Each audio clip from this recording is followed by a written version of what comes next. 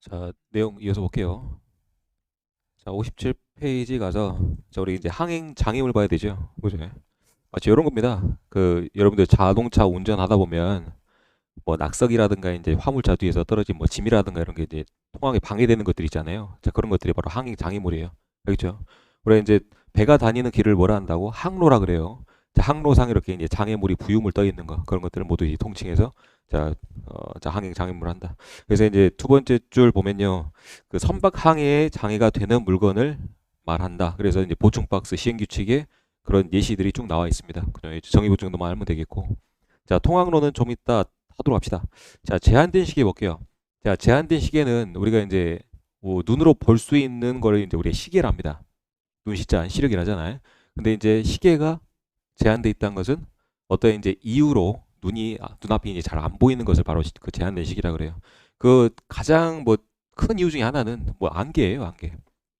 안개라든지 뭐 폭설이라든지 뭐 이제 폭우라든지 또는 이제 뭐 황사라든지 여러 가지 이유가 있을 수 있겠죠. 그죠? 자, 그런 것들이 이제 제한된 시기를 한다. 자, 제한 시기 볼게요. 안개, 연기, 눈, 비 등. 자, 이러한 사유로 자, 시기가 제한된 상태를 바로 이제 제한된 시기를 한다. 자, 항로 지정 제도 볼게요. 우리 항로 지정 제도가 이제 설정되어 있는 도시가 있는데요. 요거는 좀 알아둡시다. 어차피 뒤에서 배울 내용이니까. 자, 제 이름이 광범이죠. 제 부인입니다. 저 광부인. 알았죠? 자, 여기가 이제 항로 지정 제도란 예를 들어서 이제 광양항이 있어요. 여기가 이제 광양 어떻게 수고합시다.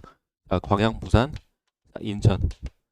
자, 이제 세계의 이제 도시가 이제 대표적인 이제 항구 도시인데요. 아주 큰 항구 도시야.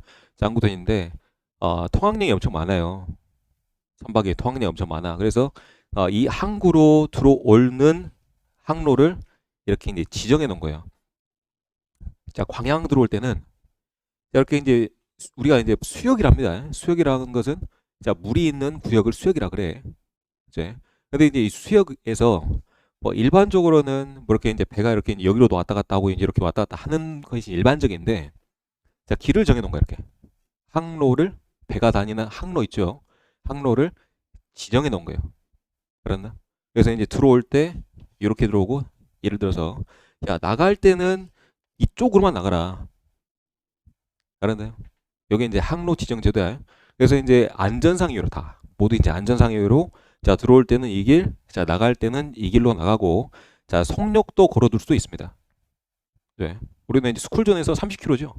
마찬가지야. 여기도 마찬가지로 뭐 14노트, 뭐 12노트, 뭐 10노트 이렇게 이제 속력도 제한할 수도 있고, 이렇게 이제 항로도 지정하는 제도를 항로 지정 제도라고 그래요. 알았죠? 그죠? 그래서 이제 항로 지정 제도가 자, 걸려 있는 자, 항구도 좀 알아야 되겠다. 저 광부인. 자, 내려와서 자, 항행 좀 볼게요. 자, 아주 중요한 용어 중에 하나입니다.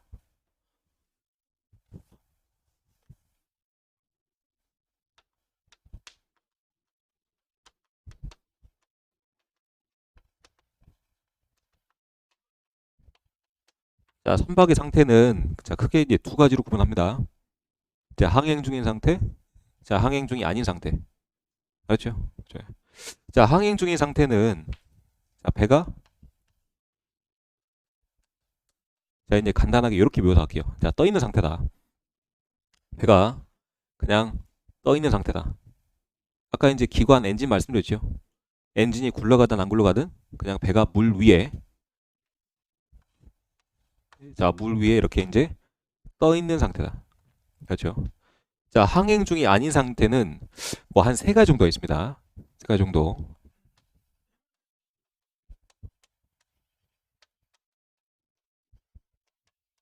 자, 이렇게 이제 세 가지를 봅니다. 자, 좌초 중일 때, 정박 중일 때, 또는 자, 계류 중일 때. 그렇네요.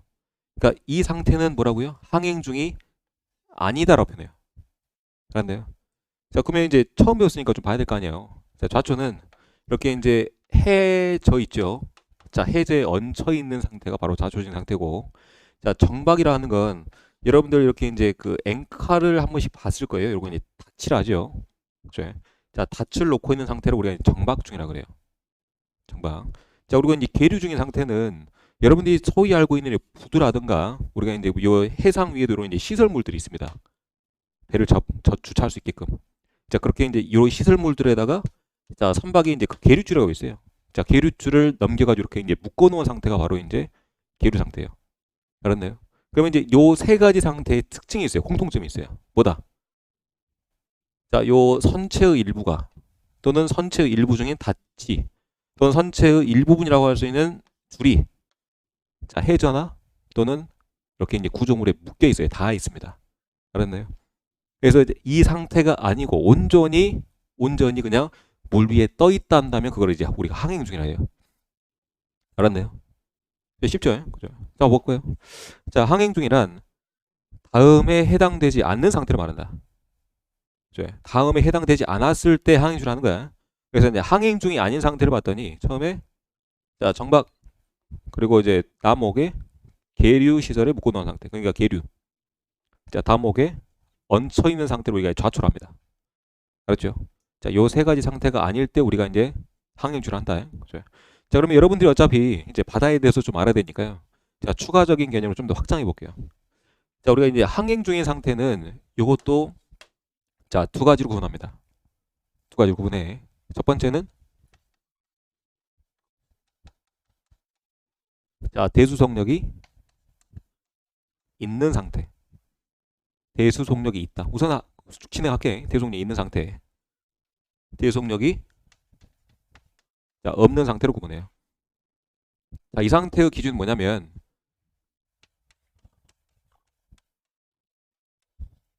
자, 기관 작동 여부를 놓고 우리가 이제 대수속력이 있다 없다로 표현합니다. 알았나요? 그러니까 엔진이 굴러가요. 여러분들이 상식적으로 생각해도 엔진이 굴러가면 속력이 생기겠죠. 그걸 우리가 대수속력이라고 해요. 그러니까 대수속력은 자, 물에 대한 속력이에요. 그러니까 물을 뿜어내고 있다고 생각하면 돼요. 맞죠? 그러니까 프로펠러가 돌아가면 자, 물을 뿜어내서 그 추진력으로 이제 배가 진행을 할 거 아니야. 알겠나? 근데 자, 우리 배에서는요. 특이하게 뭐 대수속력이다, 대지속력이다 이렇게 구분을 해요. 구분합니다. 자, 왜 이러냐면 우리가 이제 바다에 가면 항상 요 외력이라는 게 존재해요. 외력. 여기서 말하는 외력은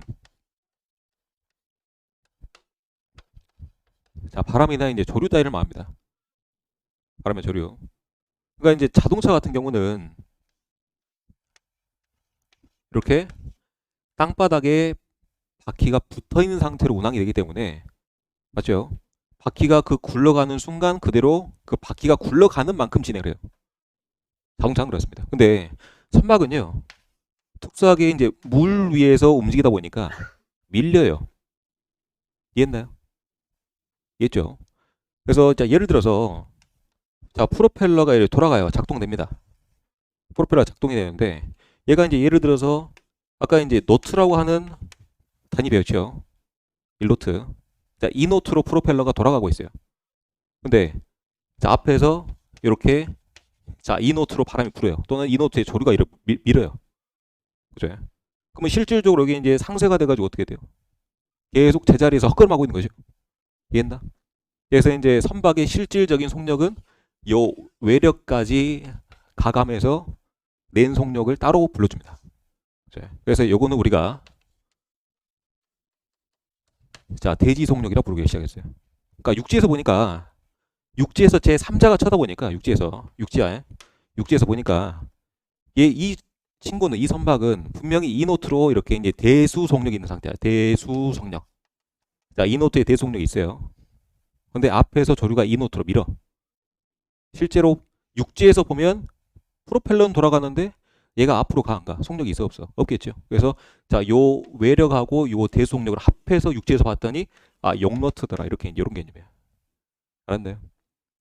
그래서 자, 요 대수 속력은 대수 속력을 구분하는 기준 뭐다? 기관이 돌아가느냐 안 돌아가느냐. 그렇죠? 그러니까 기관이 돌아가면 뭐라 부른다? 자, 대속력이 있다 본다. 여기다가 뭘 더한다? 외력을 더하면 그제서야 대지속력을 한다. 이해했습니까? 이건 이제 대속력 없을 때도요. 대지속력은 있을 수 있어요. 예를 들어서 이제 이런 경우죠. 자, 똑같이 이 노트로 이렇게 자, 조류가 밉니다. 근데 우리 배는 지금 엔진이 안 굴러가요. 0노트예요. 요거 이제 뭐죠? 0노트 대속력이죠. 요거 뭐예요? 외력이죠. 그죠? 자, 프로펠러는 안 돌아가는데 배는 실제로 조류에 밀려서 뒤로 움직이고 있어요. 실제로는 움직이고 있어요. 실제로 이 노트 뒤로 밀리고 있습니다. 그게 무슨 속력이야? 이 노트 대지 속력이죠. 이해했나? 어느 정도 개념을? 알겠죠? 너무 쉽죠? 그죠? 그래서 이 선박은 이제 이 물 위라고 하는, 해상 위라고 하는 이런 특수한 환경 때문에 이렇게 이제 선속을 따로 불러주는 겁니다. 알았나요? 여기까지 정리를 하고. 그래서 이제 이와 관련된 내용이 여러분들 이제 페이지 한번 넘겨서 먼저 보고 합시다. 먼저. 자, 대수속력이라는 개념이 있죠. 자, 대수속력. 그래서 자, 기관. 알았나? 기관의 작동력을 놓고 말한다. 근데 여기서 이제 또 한 가지 개념이 나오는데 뭐냐면, 자, 대수속력이 이제 있을 조건은 엔진이 굴러가야 돼. 자, 엔진이 굴러가야 되는데, 우리 배 엔진이든 우리 배가 아닌 엔진이든 상관없다. 이것도 무슨 말이냐면, 아까 이제 예인 개념 배웠나요? 예인. 예인 배웠죠. 그러니까 견인당하는 거야. 자, 이게 우리 배야. 자, 우리 배가 이제 이렇게 이제 예인 당한다고 하는 것은 우리 배가 고장 났을 거예요. 그죠? 고장 났으니까 요 예인선이 우리 배를 이렇게 끌고 가는 상태일 거예요. 맞죠? 그러면 이제 얘가, 자, 예인선의 프로펠러가 이렇게 돌아가면서, 자, 10노트의 속력을 내고 있습니다. 예를 들어서 우리 배의 엔진은 돌아가진 않지만 우리 배도 마찬가지로 10노트의 대수 속력을 갖고 있다라 말할 수 있어요. 알겠나? 그죠? 갑시다. 자, 선박에 대한, 다시 선박의 물에 대한 속력이다. 물 숫자죠. 물에 대한 속력, 대수 속력이다. 그래서 우리 배 선박이든 자기 선박이든 다른 선박이든 상관없어요. 자, 추진 장치가 나오죠. 자, 추진 장치가 바로, 자, 기관이야. 그래서 이제 기관의 작용으로, 그래서 이제 선박의 타력, 자, 힘입니다. 힘, 그냥 힘, 타력이 생기는 것을 말한다. 이것을 대속력이란다. 여러분 간단하게 그냥, 아, 물에 대한 속력이구나라고 생각하면 돼요. 자, 물에 대한 속력. 다시 이전 페이지 가서, 자, 57페이지에 길이폭 볼게요. 자, 길이폭은 별거 없어요. 자, 선박은 요렇게 제가 입체적으로 한번 해볼게요. 예, 떠있죠? 자, 요거 길이. 자, 폭. 끝. 별거 없죠? 자, 길이 갑시다. 자, 길이는, 자, 선박에 고정된 돌출물을 동그라미 포함한다. 그러니까 이제 여기서 말하는 길이는 맨 끝에서부터 맨 뒤에까지예요. 그래서 예를 들어서 이렇게 이제 선박의 앞부분에 이렇게 뿔이 나와 있어요. 뿔이 나와 있다. 그러면 이 뿔도 포함한다, 안 한다? 포함한다. 그렇죠? 자, 그래야 이제 온전한 길이가 될 거 아니야. 자, 길이. 그래서 이제 선수의 끝단부터, 자, 선수, 자, 우리 뱃머리를 선수로 합니다. 자, 선미, 배우 뒷부분 선미랍니다. 그렇죠? 그래서 이제 선미까지의 최대 거리를 말한다. 자, 폭은, 자, 선박 길이 횡방향에 있어요. 횡방향이라는 것은 보세요. 자, 여기 이제 종방향, 그러니까 앞, 뒤가 종방향, 횡방향은 양옆 방향이에요. 그죠? 자, 횡방향에 대해서, 자, 여기 외판이라고 하는 것은 여러분들 이제 배가 이렇게 이제 철판도 있죠. 그걸 외판이라 그래. 바깥에 있는 판. 그래서 이제 외판에 있어서, 자, 반대쪽 외판까지, 자, 최대 수평거리를 우리가 폭이란다. 별거 없죠. 그죠? 뭐 길이나 폭은 뭐 출제된 적이 거의 없다고 생각하면 돼. 자, 통항 분리 제도, 자, 중요한 내용, 자, 보고 들어가겠습니다.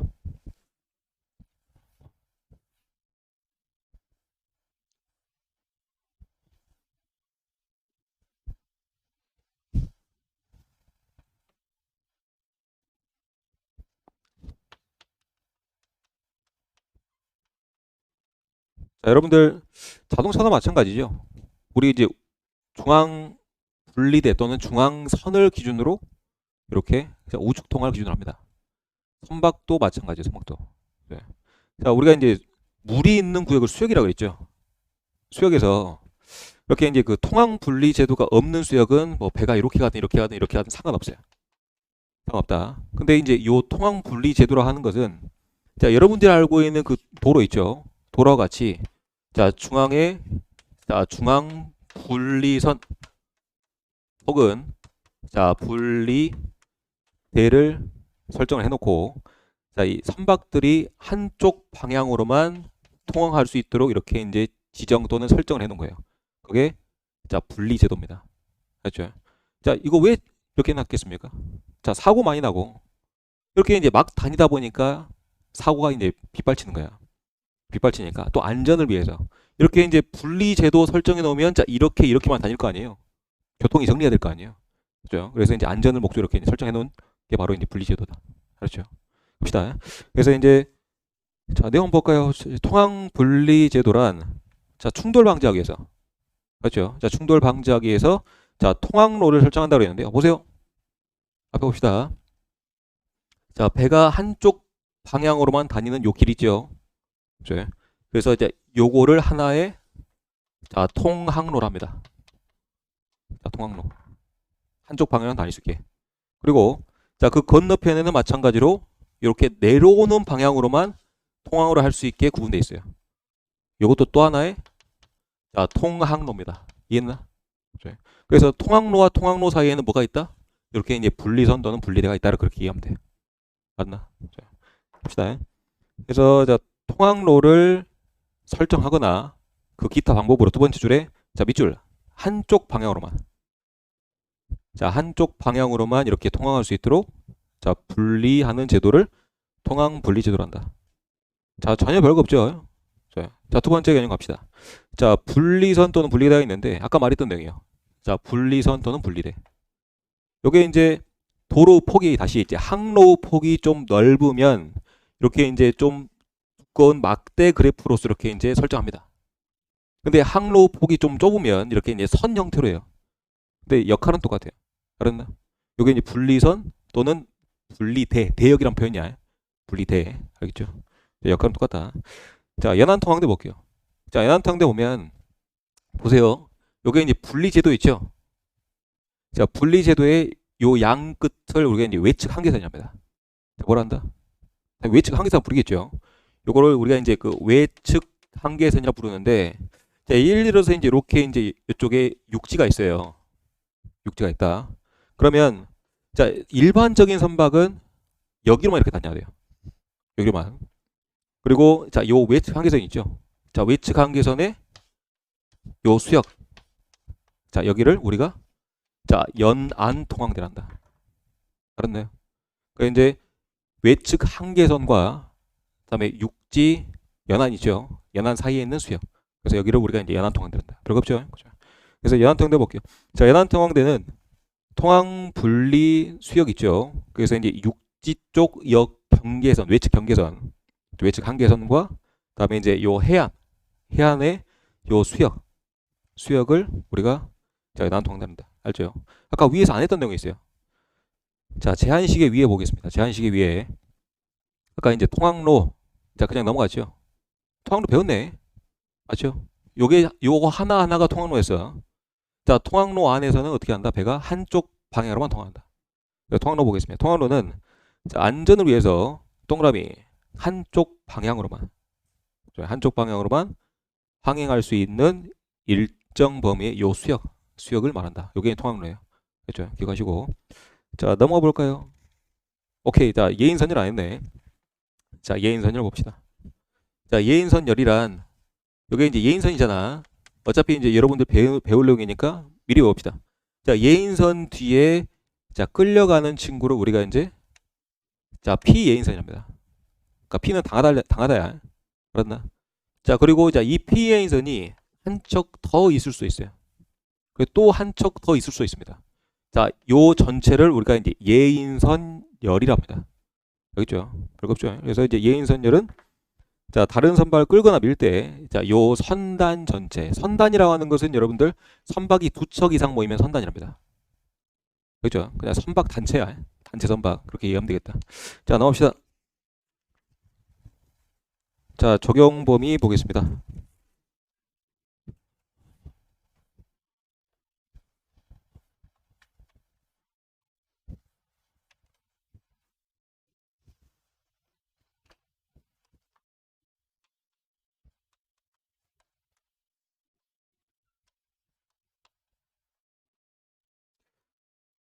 자, 이제 법의 적용 범위라고 하는 건요. 자, 어느 법이나 비슷합니다. 어느 법이나 비슷한데, 예를 들어서 이렇게 설명할게. 자, 법이 미치는 범위를 우리가 자, 관할이랍니다. 우리나라는 이제 관할권이라 표현해요. 그래서 이제 법이 미치는 범위는 기본적으로 우리나라 영토. 가장 기본적이겠죠. 자, 우리나라 영토에서 외국인이 범죄를 벌려요. 범죄를 저질러요. 어떻게 돼? 그 외국인도 외국인이지만 우리나라 법의 적용을 받는다. 그렇죠? 뭐 속지주랍니다. 그리고 이제 우리나라 사람이 예를 들어서 자 필리핀으로 가서 또는 태국 가서 마약하고 와요. 외국에서 우리나라 사람인데 외국에서 범죄를 저질러. 그 나라 법도 적용받을 수 있지만 우리나라 법도 당연히 적용받아요. 이해했나? 그래서 자, 요 두 가지 정도만 기억하면 돼. 알겠죠? 그래서 요걸 이제 속인주의라는데 여튼 기본적으로 우리나라 영토 또는 자, 영해 또는 우리나라 바다까지 법의 적용 범위에 되어 있고 그리고 이제 사람 같은 경우는 우리나라 국민이면 우리나라 관할권 밖이라 할지라도 우리나라 밖에 있어도 어떻게 한다? 우리나라 법을 적용받는다라고 그 기본적인 개념만 좀 답잡고 있으면 돼. 그러면 여러분들이 어느 법을 배우든 자, 법의 적용 범위는 이 선에서 다 정리해야 될 거예요. 알았나? 자, 갑시다. 자, 1번 볼게요. 그러면 우리나라에 이제 우리 영토는 여러분 알고 있는데 과연 우리나라의 영토 바깥쪽으로 이제 바다가 있잖아. 그러니까 어디까지가 우리 바다인지 좀 알아야 될 거 아니에요. 자, 우리 바다가 어디까지인지는 자, 영해법 또는 자, 배타적 경제수역 법에 명시가 돼 있어요. 네. 근데 이제 여기서 정의된 내용들을 미리 끌어와서 여러분들한테 좀 설명 좀 하겠습니다. 어차피 여러분 다 뒤에서 배울 내용들이에요. 그렇죠? 그래서 이제 자, 영해라고 하는 것은 말 그대로입니다. 영토, 영해. 우리나라 바다, 우리 바다. 자, 설명 좀 해볼게. 자, 우리나라 자, 이렇게 생겼죠. 이게 이제 영토야. 영토고 좀 더 이제 디테일하게 그려보자면 자, 이렇게 이제 그렸을 거예요. 이제 섬이 어마어마하게 많죠, 이쪽에. 섬이 많을 거예요. 네. 자, 그러면 요거 이제 우리나라의 이제 그 바다의 이제 구역을 좀 정할 때 관할이라 하는데요. 그러니까 관할의 이제 사전적 정의는 법이 미치는 범위야. 그러니까 우리나라에 이제 법이 미치는 이제 바다 구역을 설정할 때는요. 첫 번째 이제 영해로 나옵니다. 영해. 자, 영해는 자, 기선에서부터 자, 12해리까지 수역을 우리가 영해라고 그래요. 알겠나? 자, 기선은 별거 없어요. 그러니까 기준선이야. 자, 기준선 설정이 중요하겠죠. 자, 기준선 설정은 우리가 통상 이제 두 가지로 구분합니다. 자, 미리 배우는 거야. 그래서 자, 통상기선, 다음에 자, 직선기선 두 가지로 결정을 해요. 자, 통상기선은 여러분들이 이제 나중에 이제 좀 자세히 배우도록 하고 그냥 여기서 이제 러프하게 그냥 해안선 자, 해안선을 기준으로 한다. 그러니까 우리나라에 있어서는 요 동해안 여기가 통상기선이 되겠다. 자, 해안선이 그대로 기준선이 되는 거야. 알았죠? 우리나라로 따지자면 동해안 쪽. 근데 자, 남해안과 서해안 여러분 알다시피 우리나라는 이제 리아스식의 해안으로 구성되어 있고 다음에 조석간만의 차이가 커요. 자, 조석간만의 차라는 것은 여러분들이 이제 그 달의 위치에 따라서 바닷물의 수위가 높아지고 낮아진 현상인데 그 현상 때문에 이렇게 이제 아주 이제 복잡합니다. 해안선 자체가. 그리고 뭣도 많아요. 섬도 엄청 많잖아요. 그래서 이제 요 해안선을 기준으로 이렇게 이제 기준선을 정하기가 매우 어렵단 거야. 여러분들 이제 동해안은 그 해안선 자체가 이렇게 단조롭잖아. 맞죠? 근데 이제 남해안과 서해안 그렇지 않다는 거예요. 그래서 여기서는 이제 우리가 자, 직선기선이라고 하는 제도를 사용합니다. 자, 직선기선은 자, 일정 기점, 지점을 잡아요. 그래서 자, 23개의 지점이 이렇게 이제 자, 설정되어 있습니다. 23개. 그래서 자, 여기서부터 자, 이렇게 이제 지정이 되어 있어요. 그러니까 요 빨간색 선 자체가 뭐가 되는 거야? 자, 기선이 되는 거야. 알았나? 쉽죠? 그죠? 그러면 우리나라에 이제 영해라는 것은 요 초록색 그리고 이제 빨간색 선 밖으로 이렇게 자, 영해가 되는 겁니다. 알았나? 자, 여기에서부터 자, 몇 해리? 자, 12해리. 알았죠? 이게 이제 영해야. 그러니까 영해의 지위는 영토랑 똑같아요. 영토랑 똑같아. 알았죠? 영토랑 똑같은 개념이다. 자, 우리 집이다. 근데 이제 그 가기 전에 자, 한 가지 개념 더 보고 갑시다. 아까 이제 기선 있잖아. 맞죠? 자, 기선 안쪽에도 이렇게 이제 바다가 있긴 합니다. 맞죠? 그리고 자, 기선 안쪽에도 이렇게 이제 자, 강도 있고요. 하천도 있습니다. 맞죠? 그러면 이제 요 기선 안쪽의 수역은 우리가 이제 뭐라 그러면 자, 안내자를 써서 뭐라 한다? 자, 내수라고 한다. 알았나요? 여기까지 내수야. 그래서 자, 기선 안쪽은 내수. 자, 기선에서부터 메테리까지 12L까지는 우리가 영해라 부른다. 그렇죠? 자, 갑시다. 두 번째. 자, 두 번째 개념은 자, 접속 수역의 개념이에요. 접속 수역. 자, 접속 수역이라고 하는 것은 자, 단순해. 영해에 접해 있다. 영해에 접속에 있다. 라는 표현이야. 여기는 자, 12의 2배 한번 해볼까요? 메테리까지 24일까지.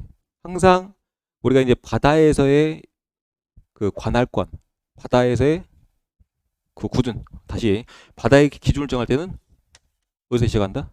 자, 기선에서부터. 이건 마찬가지야. 자, 기선에서부터 자, 24일까지인데 대신에 자, 요 접속 수역에 영해는 포함된다 안 된다? 안 된다. 그냥 영해는 영해야. 그렇죠? 그래서 자, 요 접속 수역의 범위를 한번 정해보자면 자, 영해 바깥쪽으로 자, 요 부분만 자, 접속 수역이 되겠다. 알았나요? 근데 이제 요 기선에서부터 자, 24일까지 중에 기선에서부터 24일까지 중에 영해를 제외하니까 여기만 되는 거야. 여기 접속 수역이야. 자, 마지막 세 번째.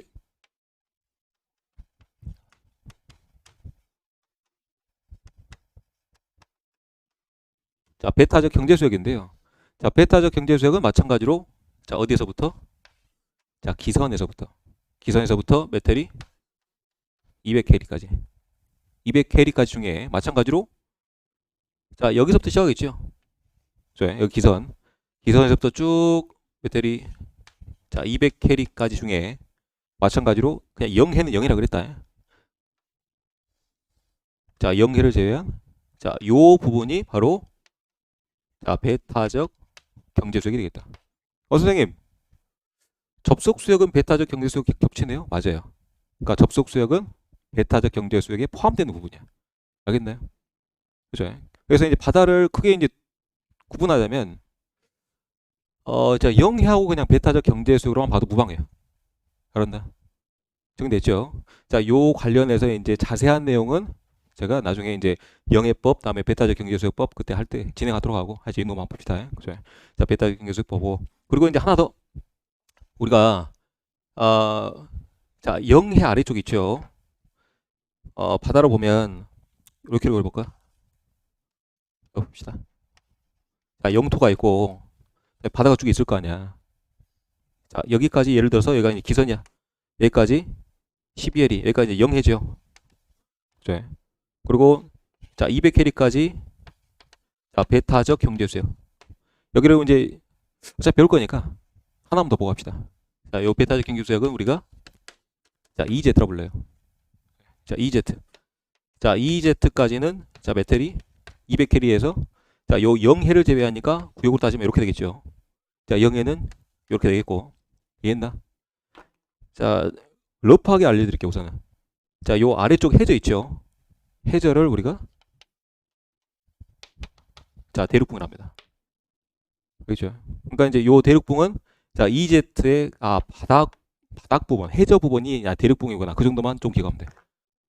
자, 자세한 내용은 나중에 배우도록 하고 이건 좀 할게요. 다시 이제 이론서 와가지고 첫 번째 1호. 자, 이 법은요 기본적으로 자, 영해와 내수에 적용됩니다.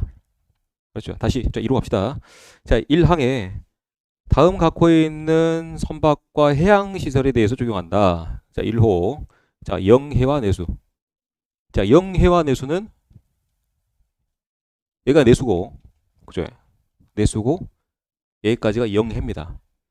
자, 영해는 영토하고 똑같은 취급을 받는 곳이야. 이해했나? 알죠? 그러니까 똑같다 생각하면 돼. 근데 내수는 영해보다 더 안쪽에 있으니까 여기가 좀 더 강력하겠죠? 알겠나? 자, 기억하시고. 그래서 이제 영해 또는 내수의 괄호 우선 띄워놓고 자, 내수에 있는 선박이다 해양시설. 자, 이 말이 무슨 말이겠어요? 국적 따로 명시돼 있어, 안 돼 있어? 안 돼 있죠. 아까 제가 이런 말씀 드렸어요. 자, 우리나라 영토에서 범죄를 저지른 외국인도 우리나라 법을 적용받는다. 똑같은 기치야. 있죠. 그래서 자, 여기에는 뭐가 어떤 개념이 숨겨져 있냐면 국정무관. 알았나? 그래서 국정무관. 자, 어느 나라 선박이 됐건 우리나라 영해 또는 내수에 있으면 우리나라 국내법을 적용받는다. 알았죠?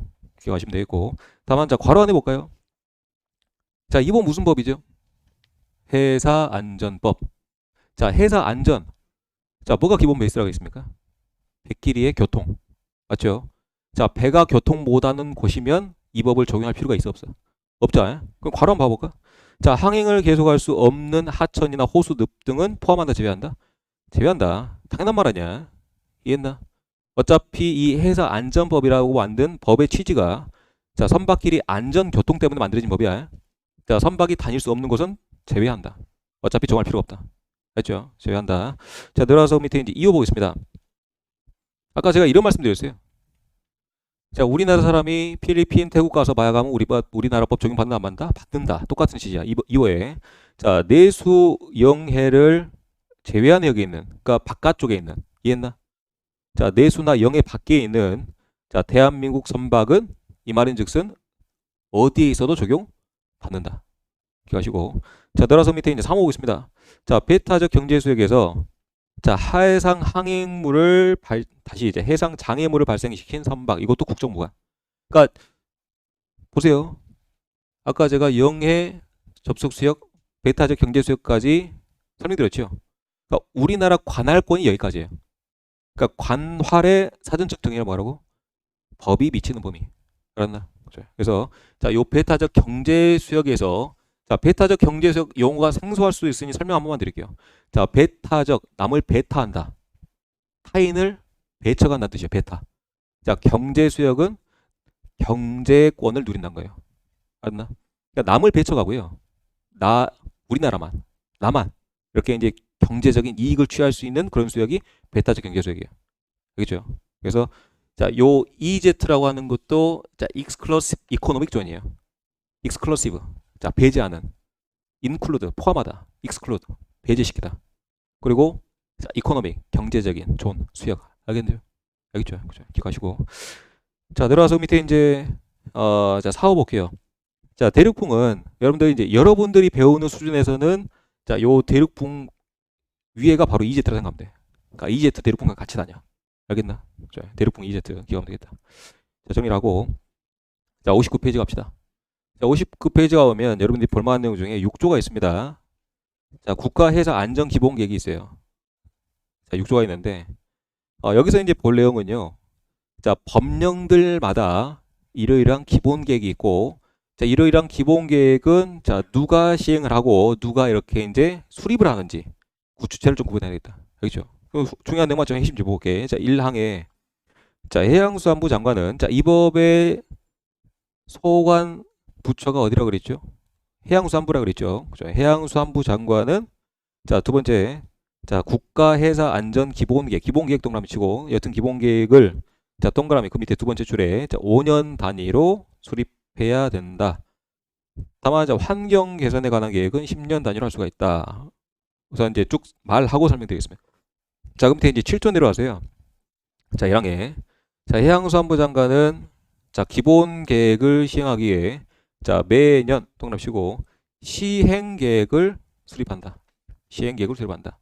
자, 어느 법을 보든 이런 기본 계획들이 있어요. 봅시다. 자, 기본 계획은 통상 대부분 5년. 자, 간혹 가다가 10년짜리도 있는데요. 자, 10년짜리는 몇 개 안 돼. 그리고 자, 기본 계획을 수립하기 위한 자, 시행 계획이 있어요. 시행 계획은 어느 법을 보건 자, 매년이에요. 외우기 쉽겠죠. 그래. 그러면 여러분들이 자, 구분해야 되는 내용은 첫 번째 자, 주체가 되겠고 누가 이제 시행권자가 누군가. 두 번째는 요 10년짜리만 잘 구분하면 요 문제는 틀릴 일이 없습니다. 알겠나? 자, 요거는 제가 당연히 구분을 해뒀죠. 여러분들 그 요약집 맨 마지막에 제가 비교표 있다고 그랬죠. 비교표. 자, 첫 시간이니까 한번 보고 합시다. 자, 비교표 맨 마지막 쪽에 보면 이렇게 이제 법령들마다 비교해 있는 표가 있어요. 표. 그래서 이제 요약집 상, 자, 56페이지를 볼게요. 요약집 상에.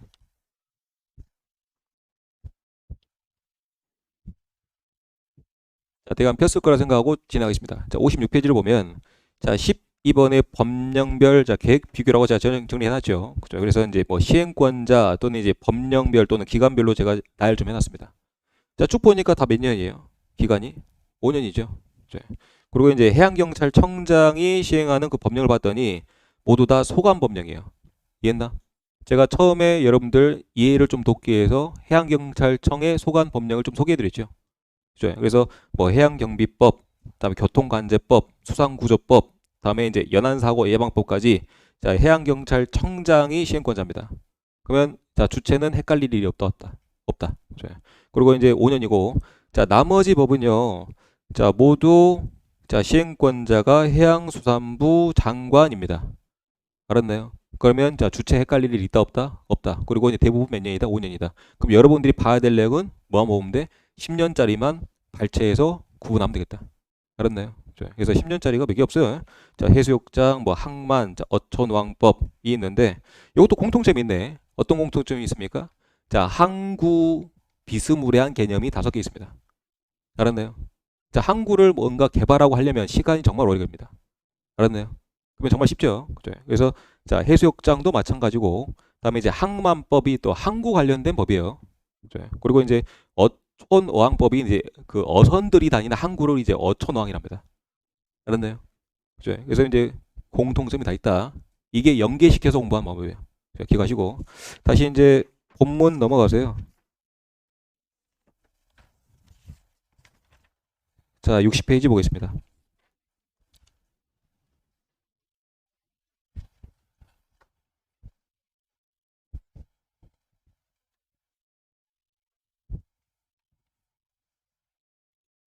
자, 60페이지 첫 번째. 자, 해양시설에 이제 보호수역 이런 게 나왔어요. 보호수역. 자, 표제만 가지고 연산해 봅시다. 뭔가 보호한다. 보호하기 위해서 이렇게 이제 수역이라고 하는 것은 물이 있는 구역을 말한다. 그렇죠? 자, 보호하기 위해서 이 보호수역을 자, 설정을 했습니다. 그럼 누가 있는지가 중요하다. 자, 이 법의 주체 누구라고? 해양수산부 장관. 그죠? 자, 해수부 장관이 이렇게 자, 설정을 했어요. 그럼 기본적으로 상상을 해보면 자, 뭔가 보호하기 위해서 설정을 해놨으니까 들어가면 된다, 안 된다? 안 된다. 원칙적으로 들어가면 안 돼? 안 돼. 그러니까 그냥 우리 암묵상 들어가면 안 된다? 금지야. 우리가 들어가는 것을 우리가 자, 입역이랍니다. 입역 금지인데 그러면 피치 못할 사정으로 이제 들어가는 사유도 있겠죠. 자, 금지된 것을 풀고 싶어요. 어떻게 한다? 들어가려면 뭘 받아야 된다? 허가를 받아야 된다. 갑시다. 가서 자, 보호수역의 설정, 자, 입역 허가, 동그라미 허가. 그래서 시험에 출제된 내용 중에 하나가 자, 어떤 행정 처분을 받아야 되는가, 맞나? 뭐 허가인지 뭐 승인인지 이런 것들 구분한다 이 얘기야. 그래서 좀만 이해해보게. 그래서 자, 허가를 받는데 자, 8조 자, 1항 자, 해수부 장관 동그라미. 자, 해양수산부 장관은 자, 해양시설 부근에서 자, 안전항행 보호를 위해서 자, 보호수역을 설정할 수가 있다. 그래서 자, 1항에서 주로 나온 내용은 당연히 주체를 이렇게 스위치시켜요. 누가 설정하는가? 설정권자는 누군가? 설정권자랍니다. 자, 두 번째 2항 갑시다. 자, 누구든지 자, 보호수역에 들어가기 위해서는 자, 설정을 누가 했으니 자, 해양수산부 장관이 했으니 해양수산부 장관의 뭐 허가를 받아야 된다. 그렇죠? 그렇죠? 자, 허가를 막 해주는 건 아니야. 검토를 해보겠죠. 허가 신청서를 받을 거 아니야. 자, 받아보고 안전상에 크게 지장이 없겠는데 하면 그때 허가를 해주는 거예요. 맞죠? 그게 이제 허가야. 그래서 이제 두 번째 줄 보면 자, 장관은 자, 안전 확보에 지장이 없다라고 인정하거나 자, 공익성이 필요하다고 인정되면 입역을 허가할 수가 있다.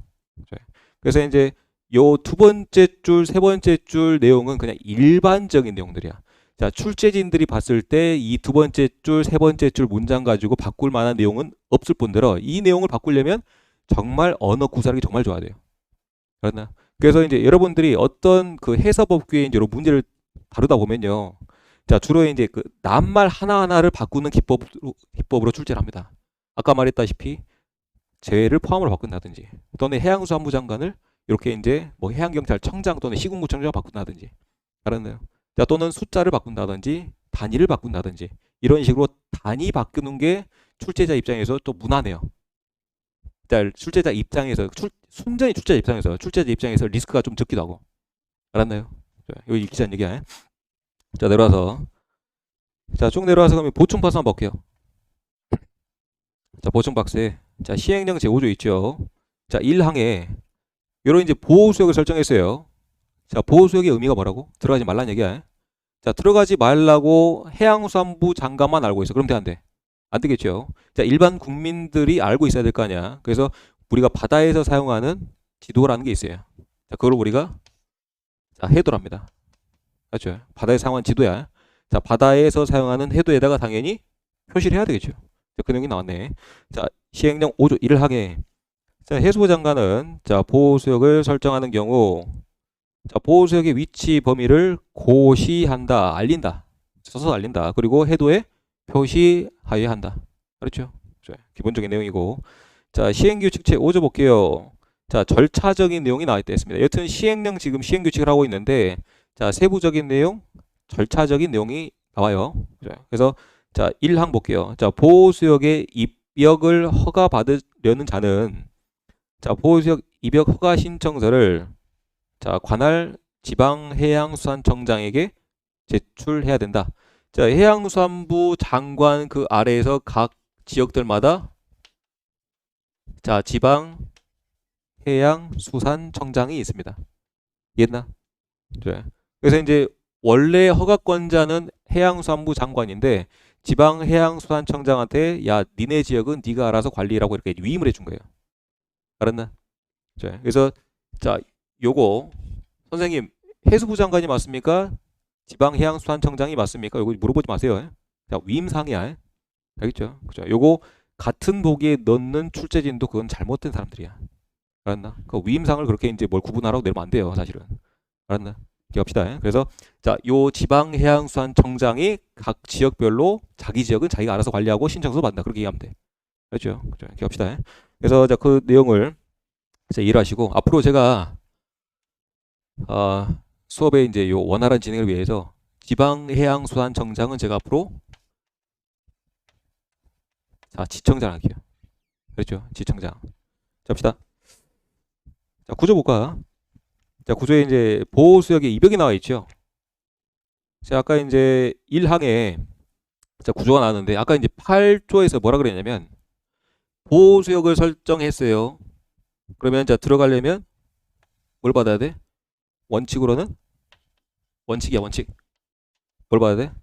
허가를 받아야 된다. 근데 이제 허가를 받아서 들어간다고 하는 얘기는 아까 그 위에서 절차를 받겠지만 자, 신청서 만들어서 지방청장한테 제출하고 자, 검토하고 이렇게 이제 다시 이제 확인 절차까지 해줘야 돼요. 그게 이제 허가 절차입니다. 자, 근데 자, 우리 이제 여기서 이제 구조에서 말한 내용은 자, 급해. 자, 급해. 아주 급해. 어떤 사유 때문에. 예를 들어서 자, 우리 배가 이렇게 이제 진행하고 있는데 자, 이 배를 피해야 돼. 사고를 막으려면. 예를 들어서 자, 피해야 하는데 내가 보호수역에 들어가야만 사고를 피할 수가 있어요. 이런 사유들. 알겠나? 또는 요 보호수역 안에 사람이 죽어가네. 사람 죽어가는데 어떻게 해야 돼요? 들어가야지. 뭐 신청서 내고 기다려야 되나? 그 사람은 그동안 사람 막 죽어가는데 말하게. 안 되겠죠. 그죠? 막 이런 사유들. 그러니까 이런 사유들을 우리가 이제 불가피한 사유를 합니다. 알겠죠? 그래서 이제 이런 사유들이 발생하면 자, 원래는 원칙은 허가를 받고 들어야 되지만 그냥 미리 들어갈 수 있어요. 나중에 알려줍니다. 들어가고 나서 이러이러한 사유가 있었습니다. 그냥 이제 사유서만 제출하면 돼. 알겠죠? 갑시다. 자, 1항 자, 8조 2항에도 불구하고 자, 첫 시간이니까 요것만 보고 갑시다. 해석만 좀 해볼게. 자, 8조 2항이 아까 어떤 내용이었죠? 뭐에 관한 내용이었지? 요거 허가를 받아야 된다. 아까 그 내용 있잖아. 위에 보면 그러니까 이게 원칙인데요. 불구하고 네. 그러니까 허가를 받아야 됨에도 불구하고 해석하자면 자, 어느 하나에 해당되면 해양수산부 장관의 허가를 받지 아니하고 보호수역에 입역할 수가 있다. 이해됐나요? 자, 원칙은 허가받는 게 원칙인데 허가 안 받고 들어갈 수 있다. 그 말이야. 그래서 자, 1호부터 4, 5호까지 자, 이 구조를 가지고는요. 자, 이 사유를 물어봅니다. 사유. 그러니까 구조를 문제로 만든다면 자, 이 허가를 받지 않고 입역할 수 있는 사유 중에 올바르지 않은 것은 옳은 것은 이런 식으로. 이해했나? 보기도 딱 5개 있잖아. 사지선당 만들기 얼마나 좋아 이런 것들이. 또는 이제 요거 전체로 이제 박스 만들어 놓고 또 옳지 않은 지문 넣어 놓고 이렇게 올바르지 않은 것을 모두 그러시 이렇게 문제 만들기 쉽잖아요. 유형은 뻔합니다. 그죠? 자, 1호에 자, 고장 우리 배가 고장 났어요. 고장 났어. 자, 바람 미는 대로 쭉 밀리고 있어요. 어쩔 수 없이 들어가겠죠. 자, 2호에 자, 해양 사고를 피하기 위해서 아까 이제 제가 예시를 들었던 거고. 자, 3호에 인명구조. 알았죠? 인명구조. 자, 4호에 자, 관계 행정기관의 장이 행정기관 장이 누구야? 국가잖아. 국가가 뭐 한대. 그냥 들어가야지. 알겠나? 자, 내려와서 5호에 자, 해양시설 관리기관이 요 안에 있는 해양시설 관리기관이 관리하러 들어간답니다. 알겠죠? 당연히 되는 거 아니야. 상식적으로. 그래서 자, 1호부터 5호까지는 된다. 자, 다음 페이지 가서 자, 이와 관련된 제가 이제 시행규칙 보겠습니다. 시행규칙 제 6조 보충박스에 자, 아까 이제 어떻게 하라 했습니까? 우선 들어는 과대 알려주라고 했잖아요. 자, 그 내용이야. 그래서 자, 1항 보면 자, 구조 1항에 따라 허가 없이 보호수역에 입역한 자는 이해했나? 자, 허가 없이 입역한 자는 자, 그 입역 사유서를 자, 지방청장에게 이렇게 이제 통지해야 된다. 아까 제가 이런 지지를 충분히 말씀드렸어요. 자, 내려와서 자, 10조 정말 자주 나온 파트입니다. 자, 자주 나온 내용이니까 잘 익혀야 되겠죠.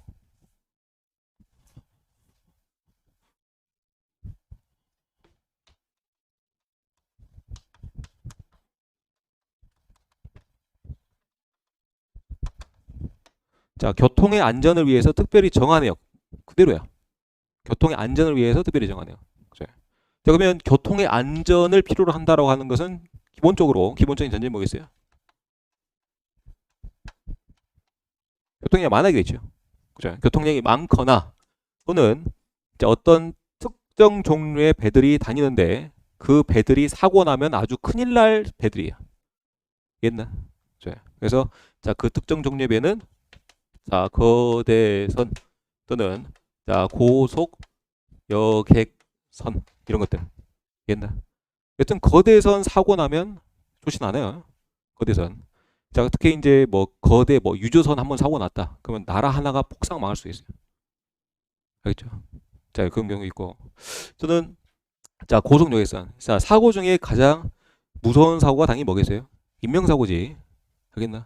자, 인명사고, 그러니까 화물, 그러니까 돈은 사실 필요 없어요. 돈 나중에 벌면 되는데 인명이 뭐야? 인명이 가장 중요한 거잖아. 그죠? 그래서 자, 인명사고 이런 것들이 바로 이제 발생할 우려가 높은 지역들이 바로 교통안전 특정역이다. 그래서 이제 특별히 정한 행위입니다. 알겠습니까? 자, 갑시다. 자, 교통안전 특정역은 자, 이 법의 주체 누구라고요? 똑같이 해양수산부 장관이야. 자, 해양수산부 장관이 자, 다음에 해당되는 해역으로 자, 대형 해양 사고가 발생할 우려가 있는 해역을 설정할 수가 있다. 그러면 여러분들이 간단히 물을게요. 자, 교통안전 특정 해역을 설정할 수 있는 설정 권자는 누군가? 누구라고? 해양수산부 장관이라고 해요. 그죠? 기억하면 돼. 그래서 이제 1호, 2호입니다. 자, 교통량이 아주 많거나 맞죠? 두 번째 2호에 자, 거대선이 있거나 자, 여기다가 이제 하나 추가합시다. 자, 위험화물 운반선. 자, 위험한 운반선은 아까 말했던 어떤 선박들이에요? 자, 기름 싣고 다니거나 또는 자, 유해 액체 물질을 싣고 다니는 선박들. 자, 이런 것들이 한번 터지면 재앙입니다. 재앙. 예전에 우리 이제 그 태안 앞바다에서 유서 한번 터졌었죠. 그거 치운다고 10년 걸렸어요, 다. 그리고 몇십 조 단위가 들어갔습니다. 거의 치유한다고. 알았나요? 그래서 이제 여튼 자, 이런 사건 사고가 바다에서 발생하면 정말 치우기 힘들다. 그래서 이제 위험한 운반선 또는 자, 고속 여객선 등이 자주 다니는 해역들. 그죠? 자, 그럼 여기서 이제 한번 반복해 볼까요? 아까 거대선 몇 미터이죠? 자, 200m 이상. 자, 고속 여객선 기준은 15노트 이상. 그죠? 이렇게 기억합시다. 자, 들어와서 그 밑에 자, 사망 갑시다. 사망 먼저. 자, 교통안전의 특정 해역의 범위는 자, 대통령령으로 야, 행정부 니네들이 정해라 라고 이렇게 이제 위문해 줬어요. 자, 그 밑에 이제 대통령령 보충 박스 보이시죠? 보충 박스 내려가 보면 자, 시행정책 6조에 자, 교통안전 특정해 보면은 별표 1과 같다. 별표 1의 내용이 이제 괄호 안에 있는 내용입니다. 이렇게 한번 외워 볼까요? 자, 교통안전 특정해역은요.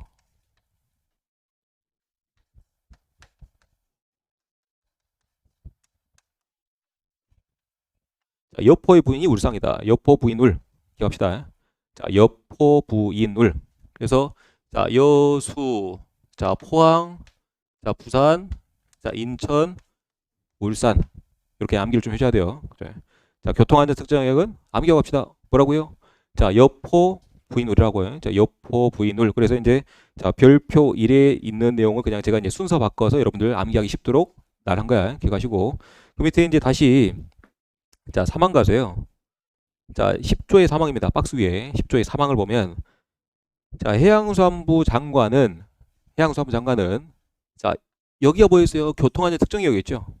자, 교통안전 특정 해역 내에서 자, 항로 자, 지정 제도를 운영할 수가 있다고 되어 있어요. 자, 항로 지정 제도 기억납니까?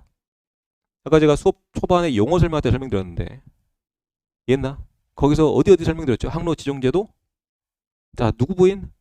광부인. 그러니까 나와야지. 그죠? 자, 부인. 자, 부산 똑같고 인천 똑같죠? 그죠? 아까 광은 광양이었어. 그래서 자, 이 다시 이제 항로 지정 제도란 자, 말 그대로 자, 항로 들어가고 나오는 항로. 자, 또는 민재야. 자, 그리고 이제 항로 또는 자, 선속을 지정할 수가 있는 제도가 항로 지정 제도 됐다. 기억나죠? 선생님, 요 항로 지정 제도는 자, 교통안전 특정역 즉 여포 부인을 안에서 지정한다 그랬는데 도시 하나가 겹치질 않네요 라고 이제 의문이 있겠죠. 자, 여수 광양 같은 동네예요. 같은 동네야. 자, 들어가는 길이 똑같아. 들어가는 길이 똑같고 자, 왼쪽으로 틀면 여수, 좀 더 올라가면 광양이야. 이해했나? 네. 그래서 우리가 이제 여수 광양이 자, 대한민국으로 보면 요 아래에 있어요. 아래. 자, 남해안 쪽에 있는데 자, 들어가는 항로가 똑같습니다. 항로가 똑같고 요 왼쪽으로 가면 자, 여수항, 요 위쪽 가면 자, 광양항이에요. 그랬나? 그래서 항로를 동일하게 사용해요. 알았죠? 네. 자, 여수항, 광양항 같이 있습니다. 하시면 되고. 여튼 이제 얘는 같은 놈들이다. 그러니까 기억합시다. 한 번만 좀 외우고 갈까? 자, 교통안전 특정이 누가 설정한다? 해양수산부 장관이 설정한다. 교통안전 특정이요. 그래서 자, 두 문자 뭡니까? 여포 부인울. 그러면 이제 해양수산부 장관은 이제 교통안전 특정 해역 내에서 뭘 지정할 수가 있다? 항로 지정제도를 지정할 수가 있다. 자, 어디라고? 자, 광부인. 그러면 이제 요 디테일한 내용을 좀 알아야 되겠죠. 항로도 지정할 수 있고 선속도 지정할 수 있다라는 걸 배웠잖아요. 이해했나? 자, 봅시다. 자, 광양항에서는요. 자, 14노트로 항이라 돼요. 자, 몇 노트로? 14노트로. 그죠? 요거는 일반 선박에 대해서. 자, 이 광양은요. 우리가 이제 그 여수 가보면 여수가 잘 사는 도시 중에 하나예요. 전남에서. 가장 잘 사는 도시 중에 하나인데 자, 여수 산단이 있습니다. 산단. 옛날에 이제 정유업계 얘기를 좀 해드리면 얘가 지금은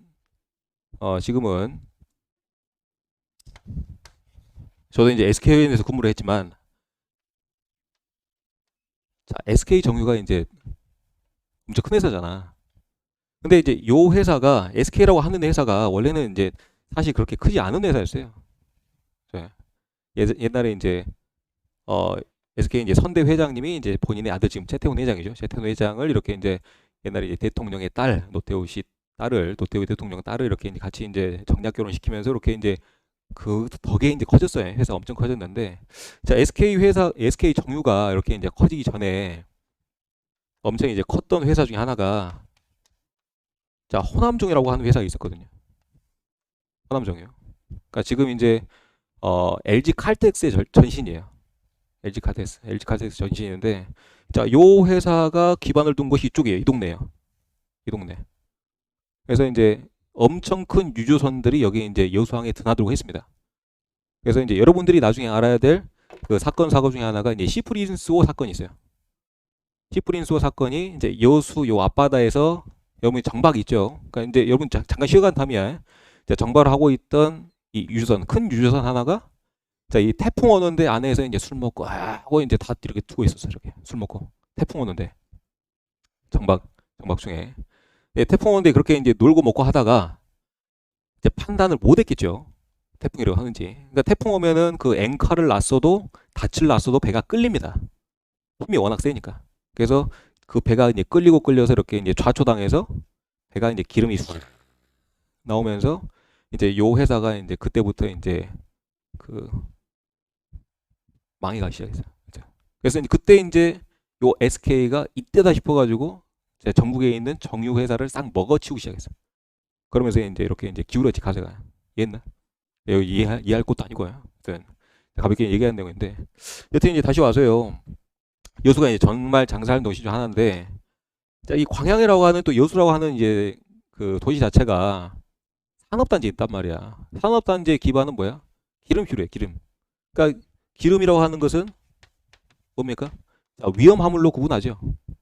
그래. 자, 위험 화물 운반선들도 많이 드나든 도시예요. 그래서 위험 화물 운반선은 12노트로 다닌다. 자, 몇 노트? 자, 12노트. 12노트로 천천히 다니라는 얘기야. 알겠나? 그러니까 일반 선박들은 좀 더 빨리 다녀야 되고 위험 화물 운반선 얘네들은 사고 나면 정말 안 되니까 좀 더 천천히 다니는 거야. 됐나? 그리고 이제 뭐또 지정하냐면 여러분들이 이제 심수심 자, 항로라는 것도 운영합니다. 자, 여기 이제 심수심이라고 하는 것은 자, 수심이 깊은 곳이에요. 여러분들 아까 이제 흘수 제약선 기억나죠? 그러니까 흘수 제약선들이 다닐 수 있는 항로를 만들어서 거기도 운영합니다. 심수심 항로도 운영해. 아까 이제 제가 유조선 말씀드렸죠. 여기 이제 기름 산업단지에 있다고 그랬잖아요. 자, 대부분의 유조선들이 흘수 제약선이에요. 자, 제가 탔던 선박이 이제 유선인데요. 그 이제 흘수가 21m까지 나왔습니다. 21m까지. 21m. 그러니까 일반적인 선박들은요. 그러니까 여러분들이 보는 그 이제 엄청 큰 컨테이너 선박 있잖아. 자, 걔네들도 흘수가 깊어봐야 12m, 14m예요. 깊어봐야 그것밖에 안 돼. 근데 제가 이제 탔던 유조선은 저 거의 뭐 잠수함이야. 한 21m까지 쭉 내려가. 21m까지. 사실 배 이제 웃자고 한 얘기 잠깐 쉬어간 얘기인데 우리 이제 유조선에다가 이제 기름을 가득 실으면 너무 가라앉았기 때문에 위쪽으로 드러난 부분이 거의 없어요. 그래서 여러분들이 통상 바다에서 저거 정말 크다라고 생각했던 배들은 대부분 이렇게 이제 그 자동차를 싣고 다니는 그런 이제 자동차 운반선이라든가 컨테이너 선박들이 저 배 정말 큰데라고 생각했어요. 왜? 물 위로 드러난 부분이 엄청 많으니까. 크니까. 알겠죠? 네, 잠깐 웃자고 한 얘기고. 다시 와서 자, 심수심 항로도 이제 운영한다. 다시 이제 부산 가봅시다. 부산. 자, 이거는 연상이 쉬워요. 광분이었죠. 순서대로야. 자, 14, 12, 10노트. 알겠나? 자, 10노트로 부산에서는 운항해야 된다. 자, 그리고 마지막 인천은요. 자, 이것만 합니다. 자, 항로를 지정했어요. 자, 입항할 때, 출항할 때. 자, 이 항구로 들어가는 것을 입항이랍니다. 항구에서 나오는 것을 출항이랍니다. 그래서 자, 동수도 항로, 동쪽 항로. 자, 동쪽 항로를 통해서 들어가고 자, 서쪽 항로를 통해서 나와야 돼요. 우리가 이제 동쪽이 오른쪽이죠. 동해안이 오른쪽에 있잖아요. 그랬나? 자, 왼쪽이 서쪽이죠. 그래서 자, 동수도 항로, 서수도 항로로 이렇게 이제 동쪽은 입항, 서쪽은 자, 출항으로 이렇게 이제 운영을 하고 있어요. 갑시다. 자, 이론 써가지고 자, 아까 이제 10조의 이해항 내용을 냈고요. 자, 이와 관련된 내용, 자, 보충 박스 안에 시행규칙 제7조 보겠습니다. 자, 보충 박스 안에 또 표가 보이죠? 자, 1호에 자, 교통안전 특정역의 자, 지정 항로 범위 해가지고 아까 말씀드렸던 자, 인천, 자, 부산, 자, 광양 순서대로 나와 있습니다. 맞죠? 그리고 그 밑에 자, 2호에 이제 별표 3을 볼게요. 자, 부산항 출입 항로는 몇 노트? 10노트. 자, 광양 출입 항로는 자, 14노트. 자, 위험은 12노트. 맞죠? 자, 넘어갑시다. 넘어가서 자, 인천항 출입 항로를 보면 자, 1호에 자, 1호에 인천항에 입항하고자 하는 경우에는 자, 인천항 출입 항로의 입항 항로. 자, 괄호 안에 자, 동수도 항로. 자, 그리고 계속 갑시다. 출항하고자 하는 경우에는 출항 항로, 자, 서수도 항로로 자, 항행하여야 한다. 자, 그리고 이제 광양항 맨 밑에 와서 이것만 보고 할게요. 자, 3호에 보면 아까 자, 심수심 항로 제가 설명드렸죠. 자, 심수심 항로를 이용한 선박은 흘수제약선이다. 알겠죠? 그래서 이제 흘수제약선은 자, 깊은 수심 항로, 심수심 항로 합니다. 자, 심수심 항로가 설정된 수역에서 이렇게 이제 자, 수행해야 된다. 자, 항해해야 된다. 그리고 이제 뭐 다만 단서 조약 쭉 나와 있는데요. 자, 흘수제약을 받지 않는 선박은 자, 급박한 위험을 피하기 위한 경우를 제외하고 자, 깊은 수심 항로로 항해해서는 안 된다. 즉 누구만 이용하라는 얘기야? 자, 흘수제약선만 심수심 항로를 이용하라는 얘기죠. 자, 여기까지 잠깐 하고 자, 쉬었다 하겠습니다.